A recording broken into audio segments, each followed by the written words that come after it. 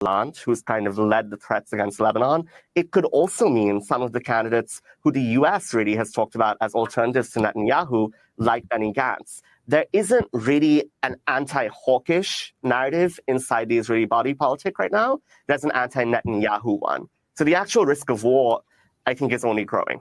We want to thank you so much for being with us. Akbar Shahid Ahmed, Senior Diplomatic Correspondent for HuffPost. We'll link to your articles at democracynow.org. I'm Amy Goodman with Juan Gonzalez. The viewpoints expressed in this program are the opinions of the people expressing them and are not necessarily those of Fresh Air Incorporated, its staff, or its board of directors. Hi, this is Al McFarlane, host of The Conversation with Al McFarlane. You're listening to 90.3 FM, KFAI, Minneapolis.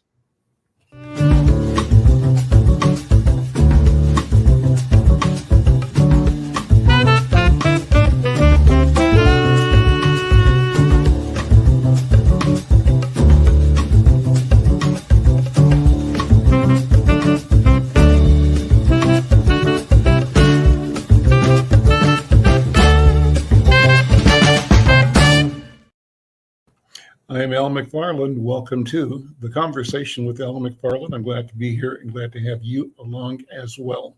Wonderful program. I have two of my colleagues with me here, three of my colleagues here today to go over a variety of interesting topics in the news.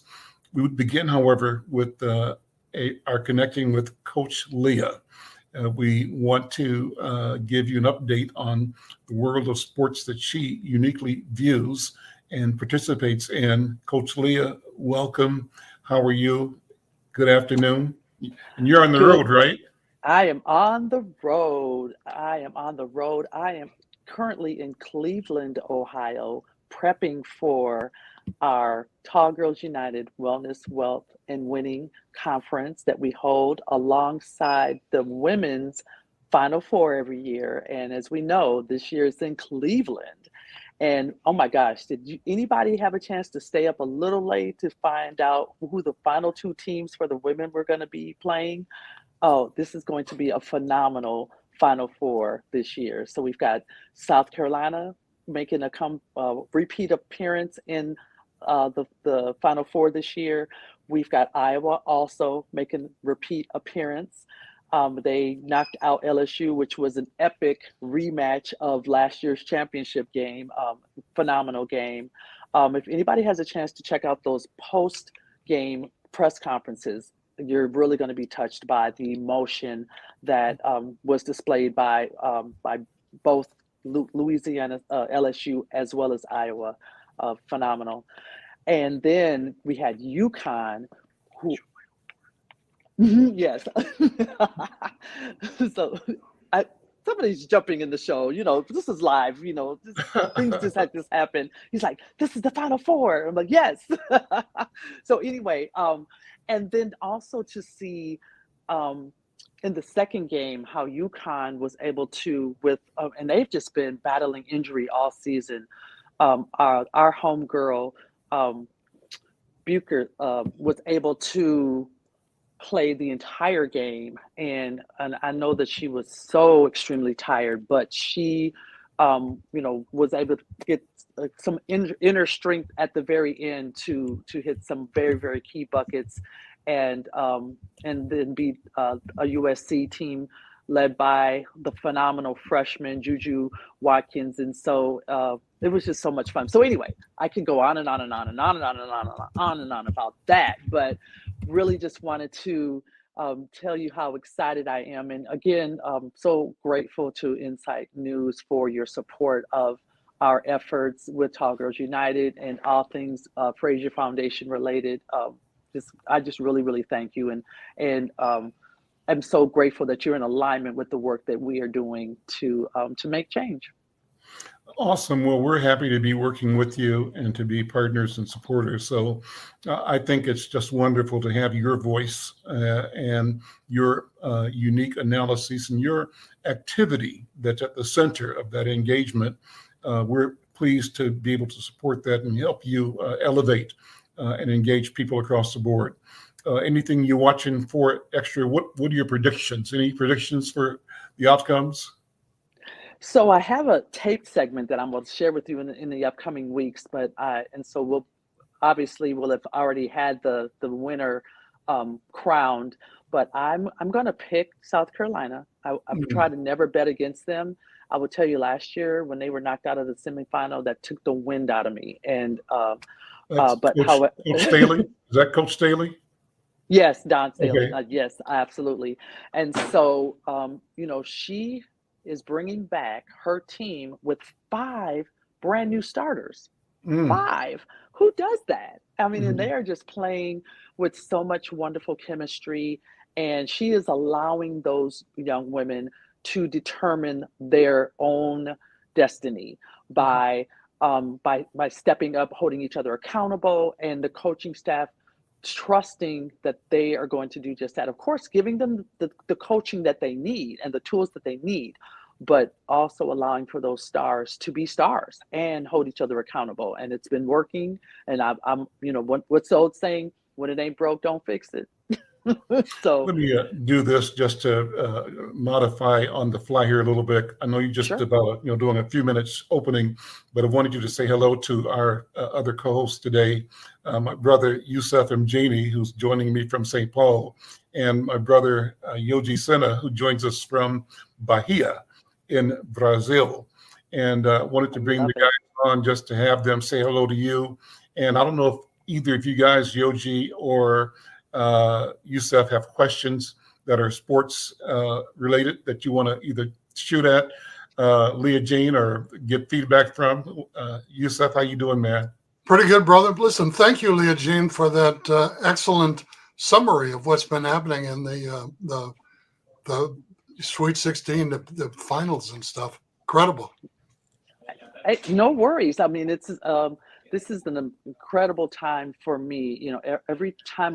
Every time that this part of the year comes about, I'm able to, obviously have some very personal reflections and memories as well, that I connected a perspective of playing in the NCAA tournament, and just how the NCAA over the years now it's really trying to make this a bigger and grander thing. And what better time than this?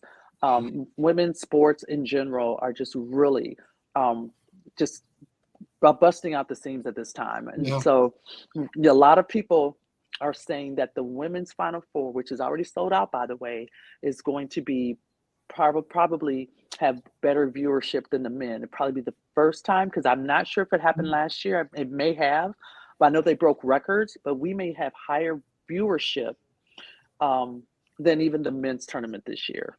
Do you have a favorite in terms of the championship? Yeah, so I feel like the South Carolina should win it all. They have everything that they need to win it all, but it's going to be a good tournament. I mean, North Carolina, another story that should come out of this is the fact that Kay Yao, who was their coach for many years, has a foundation, and in Cleveland this year, and we're here in Cleveland, the Kay Yao Foundation is going to be awarding the Cleveland Clinic with a major financial gift.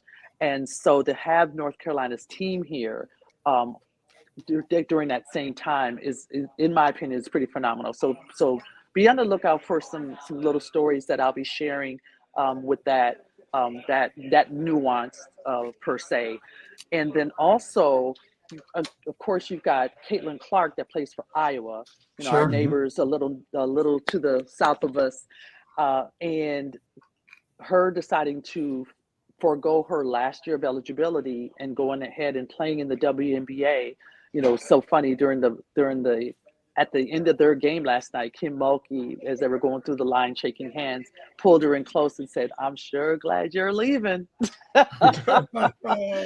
and during the press conference was just talking about just how phenomenal of a player she is. And you want to win, but you always respect the game. You always respect somebody who's really, really good at what they do. And so that's really kind of cool. So there's a ton of just wonderful side stories. And now, not to forget the men though, because we've got Dan Hurley's team UConn playing out of their minds right now on the men's side. So you've got UConn, men's and women's, both playing in the Final Four, and North Carolina, men's and women, both playing in the Final Four. It's the first time in history that you've had two Division I programs playing in the Final Four in the same year. So pretty incredible. 2024, more in 2024. There you go. Yoji, any questions or comments? Yoji? You're muted, Yoji. You're muted. Oh, sorry. What I know is there is several Brazilian ladies playing the basketball teams. I am not, it's not a sport that I'm very familiar, but I'm 100% more familiar than I am with American football. I understand more basketball, and I like the intensity. That this constant scoring. I don't know if you have seen saloon soccer. That's a similar, version now. That not a saloon soccer. Yeah. Did I say futsal. that properly? Futsal, football of saloon. So it's 5x5, and it's the same court, and you have to be very agile and have a lot of ability with the ball. So it's reminds a lot, basketball, because it is constant dynamic back and forth, But Absolutely. I like it. So over the years, as a basketball, or not a basketball enthusiast, sports enthusiast, and somebody who likes to think about the mechanics of being an athlete, a lot of really great soccer players end up being really great basketball players, and vice versa, because there's a lot of the same type of footwork and mechanics that's used for both sports, believe it or not.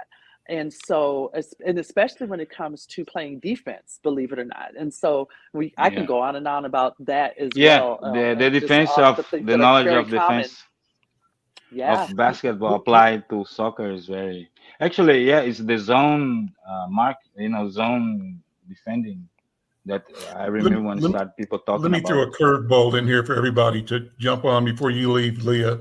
I was watching some TV last night, and it was around the Beyonce's new Cowboy Carter release, right? Mm-hmm. And somebody was, they were reviewing some of the people that were throwing shade on Beyonce. So one white guy was saying, just cause you doing a few notes, that don't mean it's country. And he was questioning her ability or her right to do country music. Why do I bring that up now?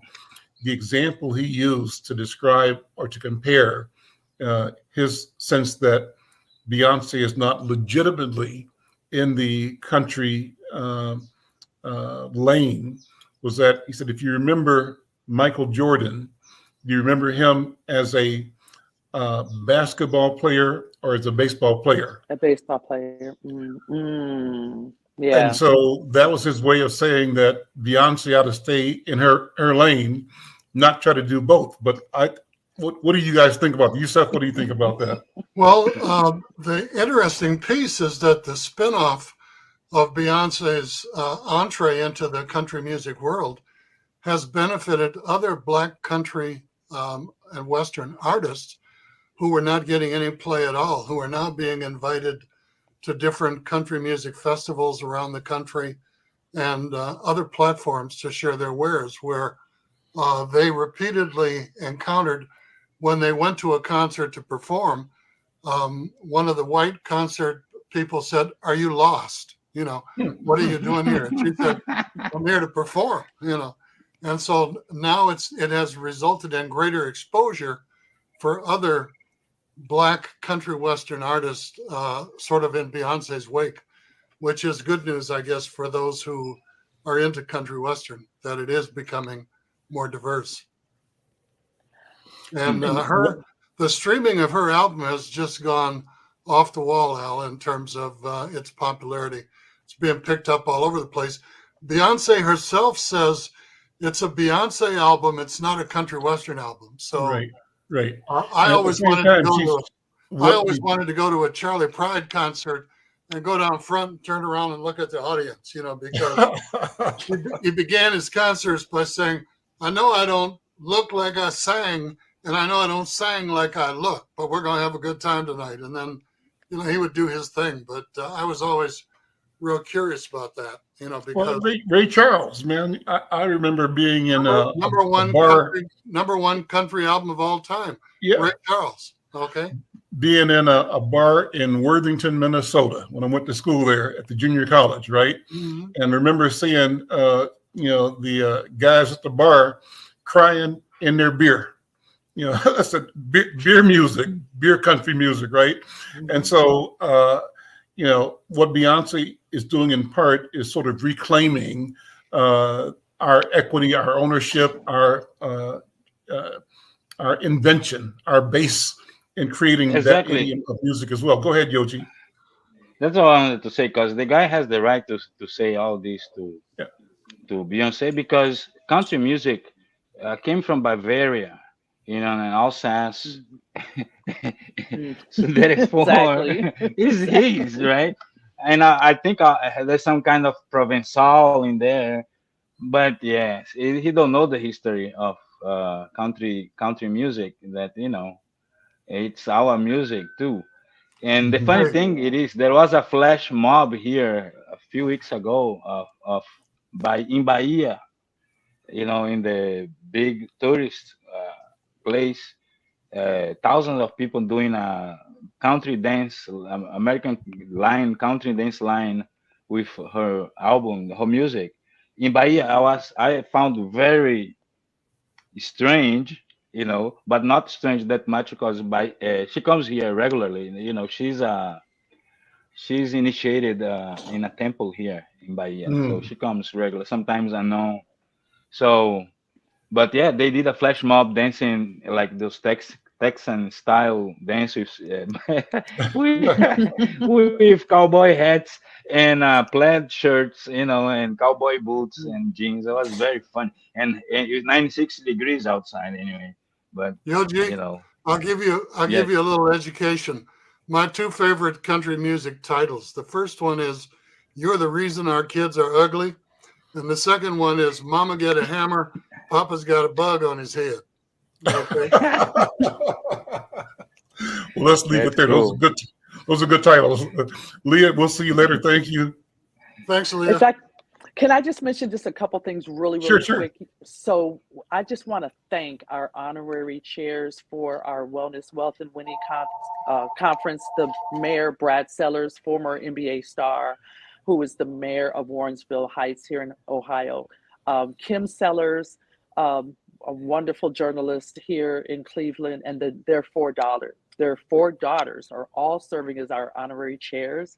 Cheyenne Sellers, who plays for Maryland, she's a dynamic guard, all Big Ten player, is going to grace our runway at our tip-off fashion show. So anybody that's in the Cleveland area or that's coming for the Final Four, make it over to our fashion show, make it over to our brunch, shake hands with the Sellers, and just enjoy a wonderful time alongside the women's Final Four for some really great ancillary events. And so thank you so much, you guys. It's awesome hanging out with y'all on Tuesdays. And I am out of here, and I will be back soon. And we'll see you next week. Have a good conference. Okay. I'm Al McFarlane. This is the Conversation with Al McFarlane, co-hosting today with Yusef Mgeni and Yoji Senna, Yusef in St. Paul, Yoji in Bahia. And we've got a variety of things to talk about. But before I do, I want to invite those who are listening to support this program by becoming a subscriber to the conversation. And the way to do that is simply, and it doesn't cost you anything. It just means you get notifications for every time we go live. We're trying to get our numbers up on YouTube to 1,000. We're midway in the 600s right now. Thanks to all who have subscribed. Thanks to the 17 I see looking right now from YouTube, Black Press USA, and YouTube Insight News. And I invite all of you to be part of the conversation like Michelle has been. She's a regular. Michelle, thank you for tuning in and supporting the program. And we invite you to leave a comment, make a statement, say your point of view. And if you're passionate about being in the conversation, say so in the chat, and we'll send you a link, and you can come on live with us. We want this to be a place for all of us to share, to challenge each other, to have fun, and to examine both important and critical issues of our time. Well, with that, let me ask my partners here, my colleagues, to focus in on a couple of things we've been thinking about. And one of them is going to my chat here, an article that we are looking at about Israel and Hamas. Yusef, let me ask you to start with that. What's the latest in community about the war news between Israel and Hamas? Well, three things, Al. Number one, 7 aid workers from the World Christian Association, who have served 135 million meals in the West Bank since October 7th, were killed. That's one of the vehicles you see on screen in their caravan. They were delivering 100 metric tons of humanitarian food aid to people in Gaza and the Rafah area. And they were hit by planes piloted by the Israeli Defense Force, the IDF. They had clearly communicated with the IDF their route, their purpose, their members. They had been given clearance. They were in a decommissioned area that was not supposed to be an immediate area of conflict. And IDF airplanes, Israeli airplanes, basically destroyed the entire caravan out, killing 7 of the aid workers. And the World Christian, I can't recall the final name of the organization, but they have now pulled out of the West Bank, and they have withdrawn. Kitchen. I'm sorry, Yoji. World Kitchen. The World Christian Kitchens, yeah. No, I don't think it's by that Jose Andres, chef, that Spanish famous chef living in Florida. He founded it. It's called World Kitchen, and I don't think it's associated with any religion. Okay, they have pulled out of the Mideast and taken 250,000 tons of food with them. They refuse to work in that area absent ceasefire. These are some of the passports of the individuals who lost their lives and were waiting for their bodies to be returned. 139 humanitarian aid workers and United Nations aid workers have been killed in this conflict. And there are 2 things, Al, that we've talked about earlier that are important. One is that many of the neighborhoods have been completely leveled to the ground, which makes it very easy then for bulldozers to come in and create a wall and additional settlements. They were planning to build settlements in 1/3 of the West Bank, and the leveling of the buildings in Gaza creates an opportunity to do the same thing, add more Israeli settlements. And the third thing that has received very little talk other than on your program is that many of the cultural icons of the Palestinian people are being destroyed as a part of this conflict. The third oldest Christian church in civilization was completely leveled to the ground in the West Bank and in Gaza, And further, the tanks are shooting at statues. They're bombing libraries and schools. They're basically erasing any evidence that Palestinian people ever existed, which is really a crime against humanity to destroy someone's, language, culture, and history in one fell swoop.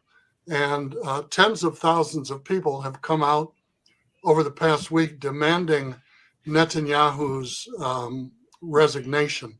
And they're not saying that they're opposed to the policies of the Zionist Israeli government. They're saying they're opposed to Benjamin Netanyahu, whose grandparents are from St. Louis Park, Minnesota.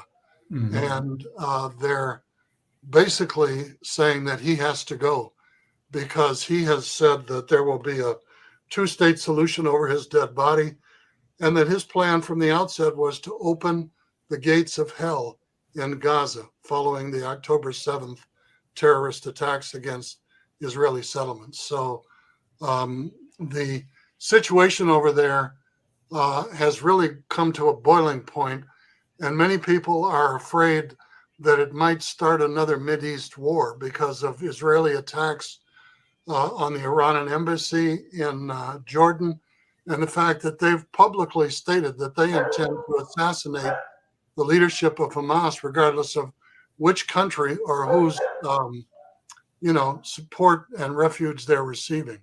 So they've got all-out plans to just basically eliminate any Palestinian presence. Genocide is what people are calling it. Yoji? Well, here in Brazil, it's not, people are not mobilized in a sense as they are in the US and in Europe. It's kind of for the average Brazilian, there's a distance to that reality. But of course, when it comes in the news every day, national news, and there is this big relative commotion, right? Because it's an injustice and an atrocity that's been committed. I myself, I don't know what else, what to say and how to describe what's been done by the state of Israel under the government of Netanyahu. And he's doing the old techniques of strong leaders when they are in trouble or when they are about to lose power. They do a sport tournament or do a war, and but the what's been done, it's in excess of excess to me. As brother Yusef was describing, yes, they destroy every other institution, be a school, university, colleges, Water, Christian church, electricity. Yeah. yeah, Christian churches, mosques, water treatment plants, everything. So it is atrocious. It's inhumane. But when the program started, we are picking up a little bit of Miss Goodman. That also the change, if there is an imminence of change of government in Israel, that Netanyahu is gonna leave or be invited to leave, to leave. There is not also really a prospect that any new leader be more moderate or reasonable, even because the ideal would be that somebody to be reasonable, but people are wishing somebody more liberal. So the option there is to Netanyahu, it is a general. It's an army general. That's a Many retired one. many people, Yoji, have been saying that Netanyahu is extending the conflict to stay out of Of court course. because he's been indicted for criminal fraud, and once he's no longer in office, he's going to have to go to trial. He's in a similar Yes, situation to Trump. and when in the time of the attack of Hamas, that I do not condone, but at that time he was under extreme pressure by rallies weekly that was only growing because he was trying to take over the judiciary in Israel, Sure, the also Supreme to Court. save himself from going to jail, because he knows that his destiny in Israel is going to be jail. I don't think he's going to be able to travel anywhere in the world. You're not going to be able to to leave Israel. But in Israel has this policy. It's like we call here, he's putting fire on the the park. That's what Israel is doing right now, putting fire on the park. So this attack, they're doing, they did in Syria, in Damascus, it's gonna have a big repercussion.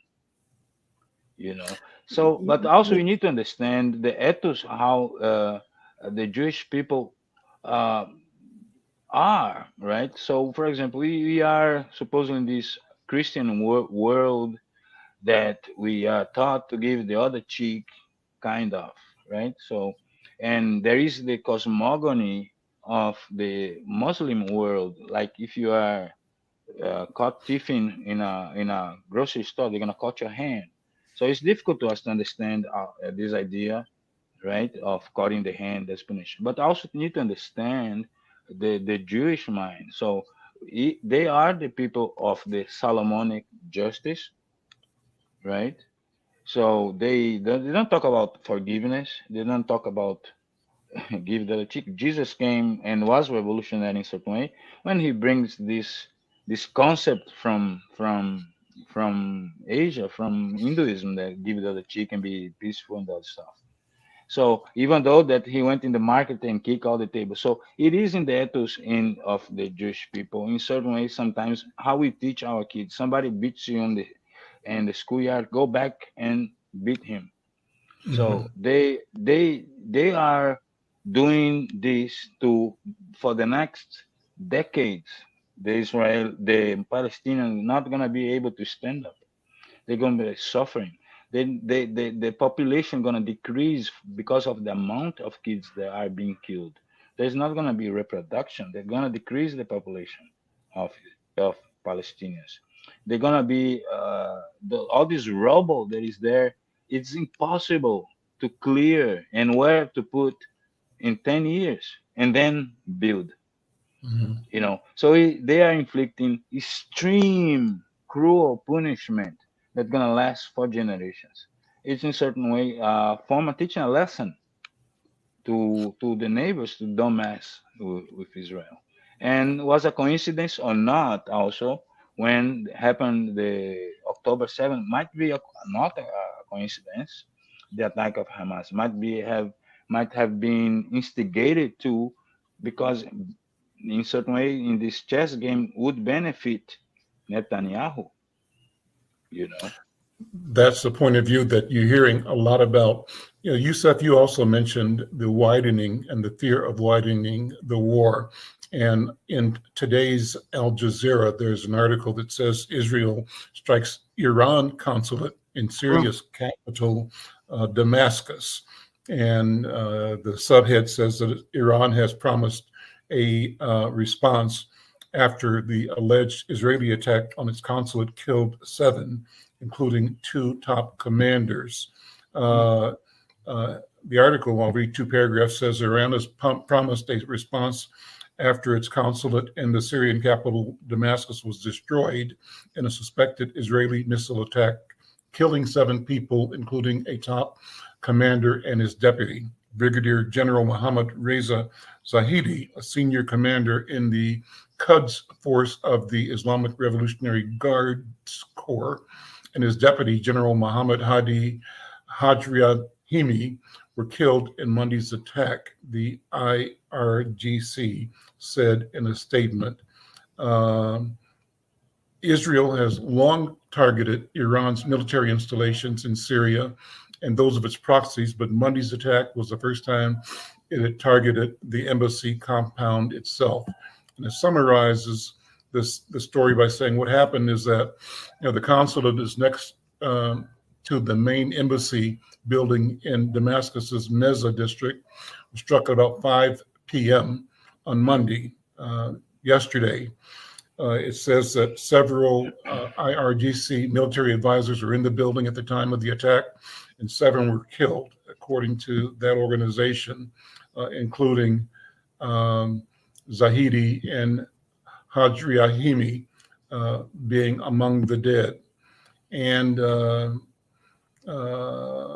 it says that a United Kingdom-based war monitor, the Syrian Observatory for Human Rights, said as many as 11 people had been killed, including 8 Iranians, 2 Syrians, 1 Lebanese, all of them fighters.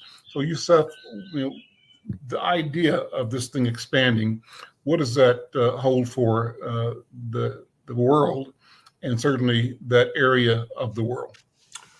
Well, there have been a lot of conflicts on the northern border of Israel, and Iran has been identified as supporting the people who are in opposition to the current treatment of Palestinians in Israel who are waging these conflicts.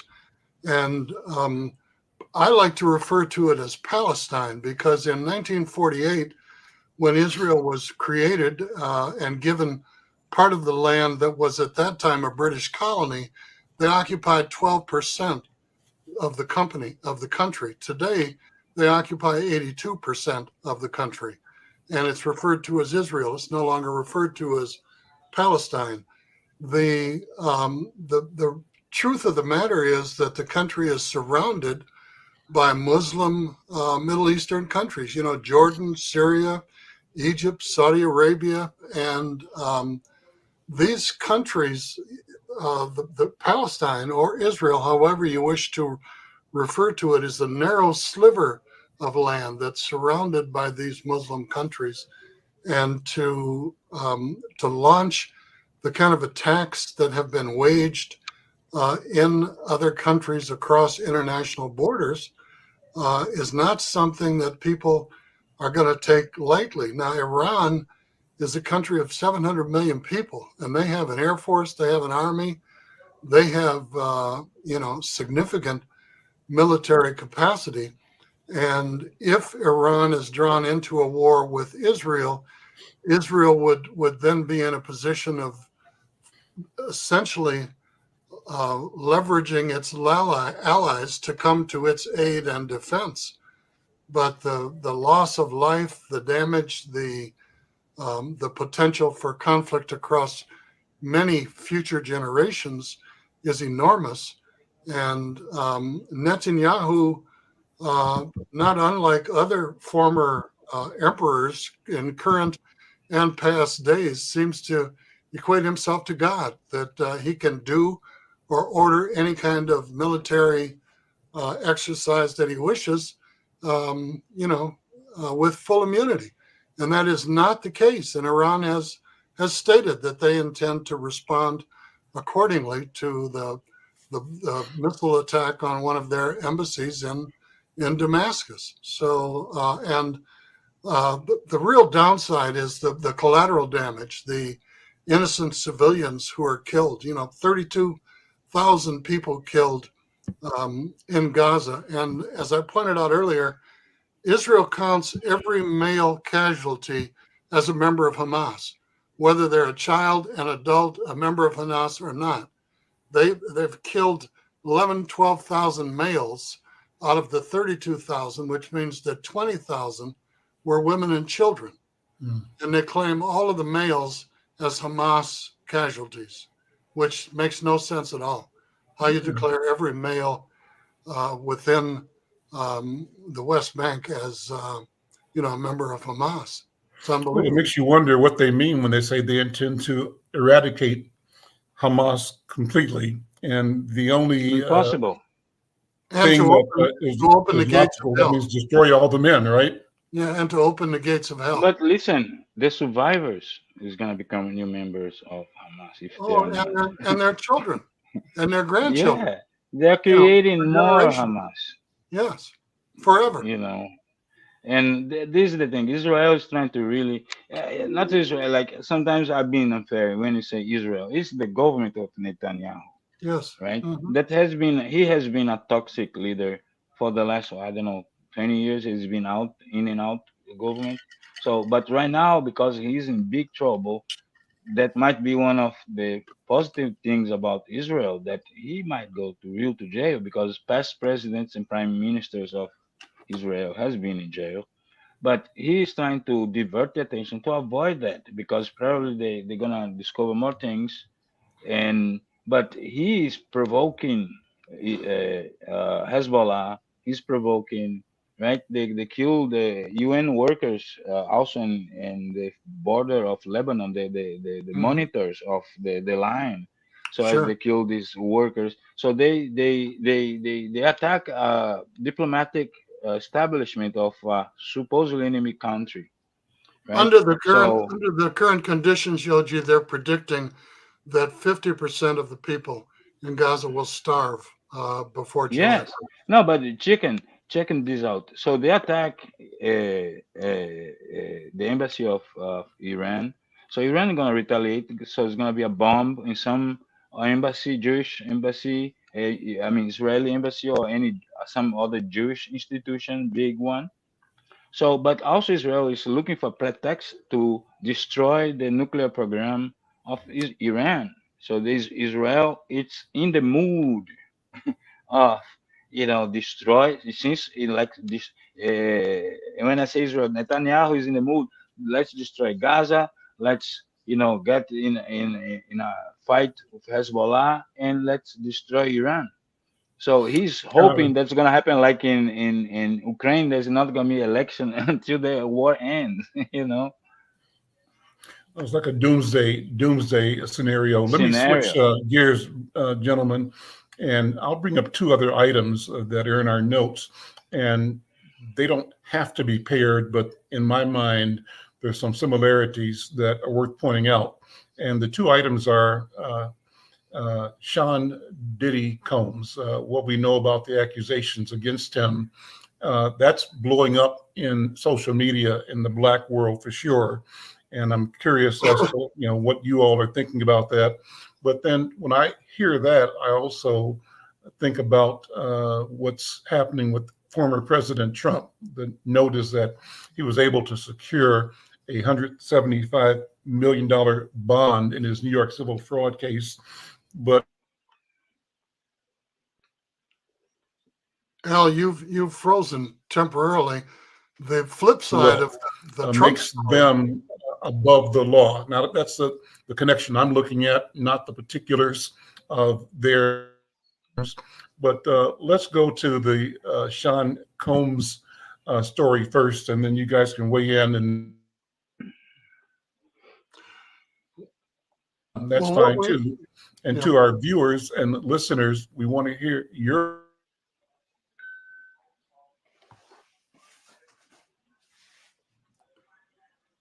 And also, we'll give you something to talk about regarding the Trump ability to come up with the money for the bond for his properties in the civil trial. Yusef, do you want to talk about Sean Combs first of all? Yoji, do you want to begin? Well, okay. Somebody must have borrowed Trump that money, man, and now all his underwear. That's my thought. But about Sean Combs, I get very sad when I see things like that happens to people who were leaders and examples and icons of our communities. Even that it might not be particularly my kind of artist to consume. It's very sad that they go so high and still uh, don't literate themselves through life to don't commit those kind of things. So I don't understand the necessity of him do that. It's known that is wrong. It's you want this to happen to our daughters, and he got to know that eventually he's gonna be caught. So to me, those I don't feel any sorry for them. Two things. Sean Diddy Combs first. He's a hip hop artist who has a mammoth brand. Okay, has made tens of millions of dollars, and now has a string of sexual assaults against him filed by women. He's hugely popular among African American youth and hugely unpopular as a result of these allegations with Black and other races of women who really don't tolerate any kind of sexual assault allegations. And this is going to be a significant reduction in his appeal, his earnings, his net worth, his brand, and could spell his demise. Now, I'm not a follower of hip hop or rap and not very well informed about it. So What I know is what I read in the New York Times and the Washington Post. In terms of the former president, excuse me, please. His company, Truth Social, which is identical to Facebook or Twitter, whatever they call social media, is basically worthless. They've been losing money ever since it was created. They lost $49 million last year alone. They put the stock of Truth Social on the stock exchange, and it generated $6 billion because a number of his supporters felt it was easier to buy stock than to make a donation to his legal troubles, which have cost him several $100 million in the past few years. And because a number of people bought the stock, the price went up, but the stock has gone down.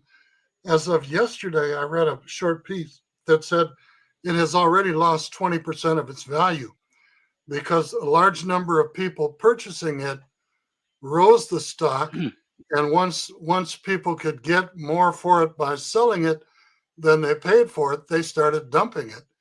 And it was when it was at is height that he was able to get the $175 million bond in the slander case against a woman that he had raped, had been convicted of raping, and slander because he had been attacking her.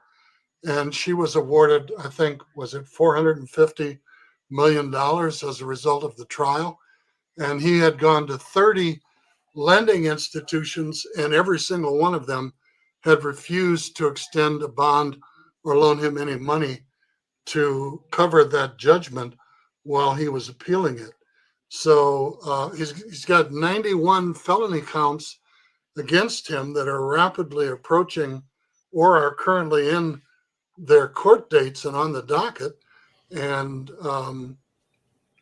so he's got significant legal hurdles ahead of him, which he has been attempting to stall and delay until after the November elections, because a sitting president can't be convicted while they're in office.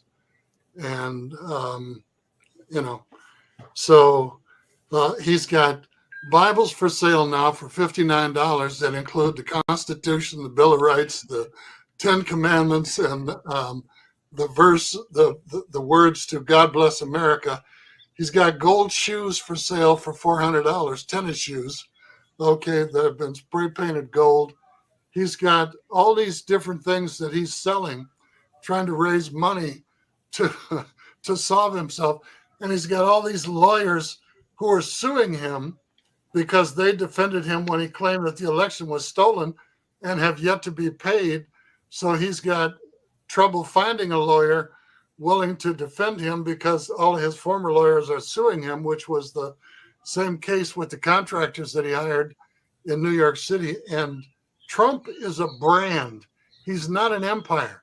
He doesn't own a lot. He sells his name, leases his name to people, and they put it on golf courses, on hotels, and on other ventures from here to Scotland. But he's a brand. He's not a corporation, and he's got a history of stiff-arming people he owed money to, being sued for not making payments, that he was obligated, and he's in a real mess, okay? And, oh, by the way, he's running for president. And of late, he's been comparing himself to God, which is why a number of us are referring to him as Orange Jesus, okay? As what? As what? Orange Jesus. Aha. Okay. Yeah. Orange Jesus. And OJ. OJ. And he's being compared to Netanyahu as well. So And Bolsonaro, Bolsonaro here, he on Carnival. So when the Supreme Court took his passport, was during the start of Carnival, he went to spend the weekend in the Hungarian embassy just because he was planning to flee to ask for asylum, but then they not decreed his prison. but it is are very connected and doing because, and then he wants his passport back because Netanyahu invited him to visit Israel after, because this was a break from the New York Times. The New York Times got the security footage from inside the of the Hungarian embassy, and this guy stayed with his little, luggage with his clothing and stuff. He was sleeping in the back of the Hungarian embassy, and he just tried to say that he went there to discuss about international politics with the ambassador. With all of his luggage, huh? So, yeah, he's like necessary for the weekend because he was planning, he was expected, and so then he would ask for asylum.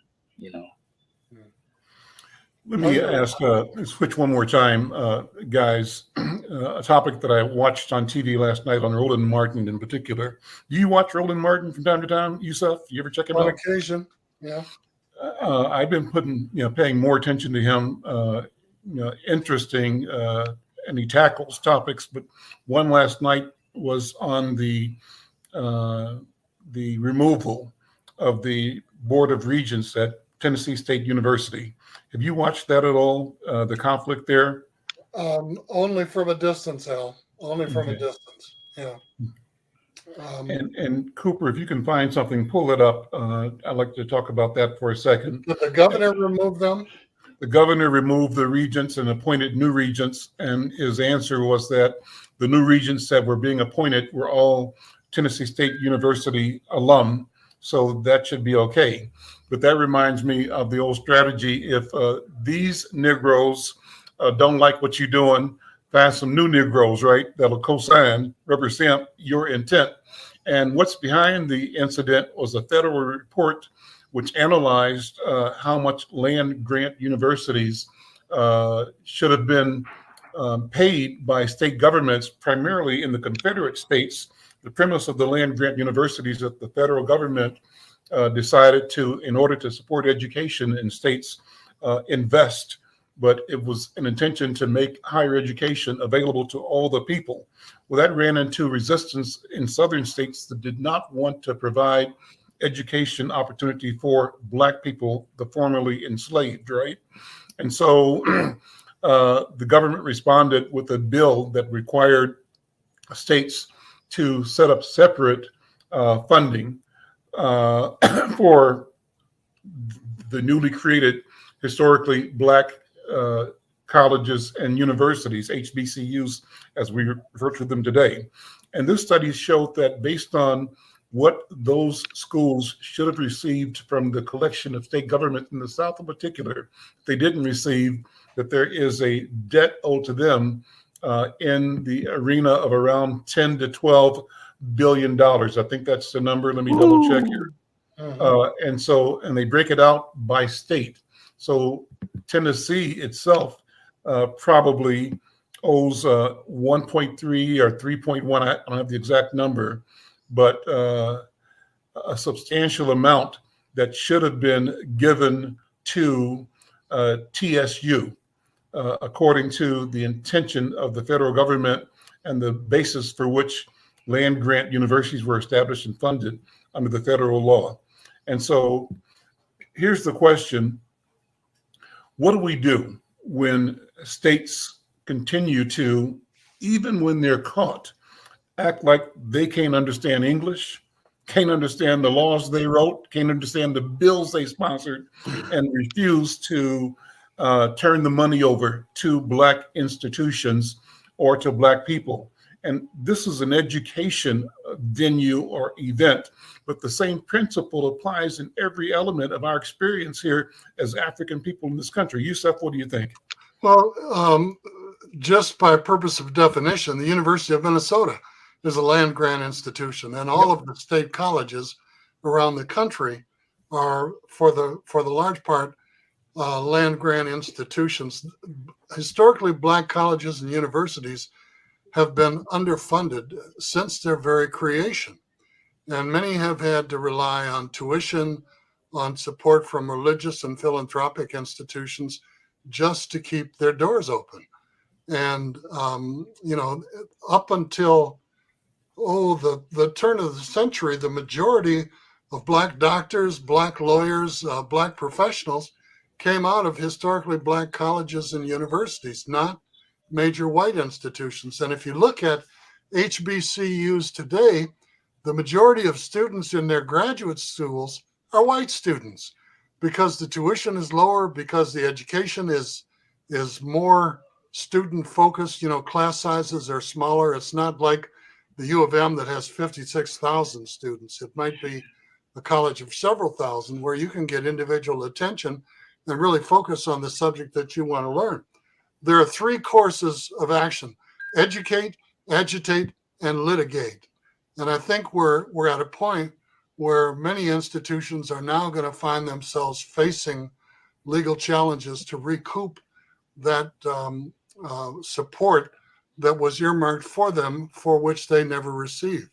So Tennessee State is not the first. I think, didn't DeSantis reconstitute the State Board of Education in Florida and stock it with people who were major contributors and friends and conservatives? So we're going to see this in a lot of southern states and in a lot of states where that money is owed. But will the Congress step in? Will the federal government step in? Will the Attorney General of the United States step in? Is what remains to be seen. And the question then becomes, how do we in community take an active hand in this? This is an area, an arena in which our voices, our letters, our emails, our text messages leave a permanent record, right, of our intent and our displeasure.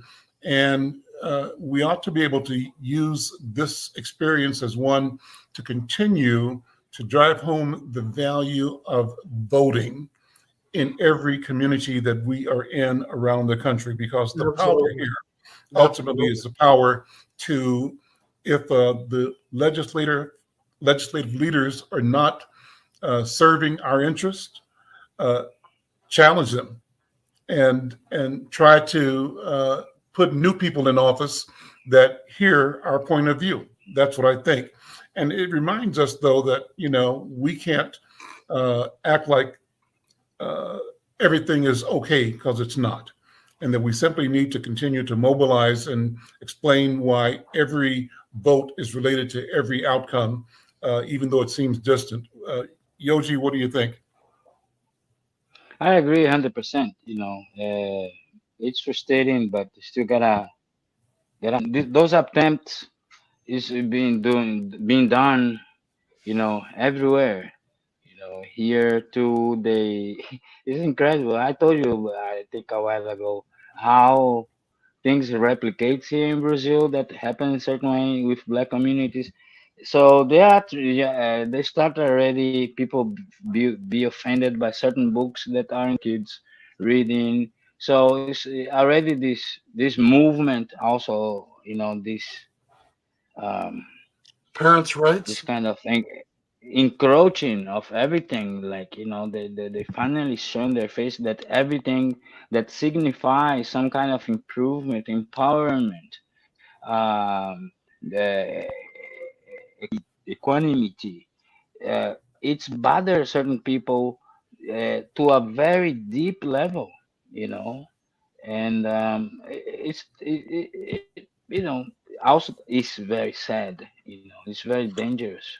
Very dangerous. The numbers in the report I was reading from the Tennessean said $2.1 billion is the amount by which Tennessee State University has been underfunded. So you imagine that's one school, but the number of schools in the South that were consistently underfunded goes upwards into the, I think it's the 12.6 billion total. $12.6 billion, right?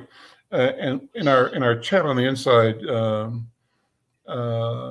it says that University of Maryland, Eastern Shore, for example, and other institutions across 15 states have missed out on a collective $12.6 billion over the past 30 years. That from the Secretary of Education, Miguel Cardona, and Secretary of Agriculture, Thomas Vilsack. Well, listen, we're out of time. Good conversation. Brothers, good to see you again. Thank you, Let's do sir. it again and keep the conversation going. I'm Al McFarlane. We'll see you next week. Take care. Peace. All right. All right. Thank you.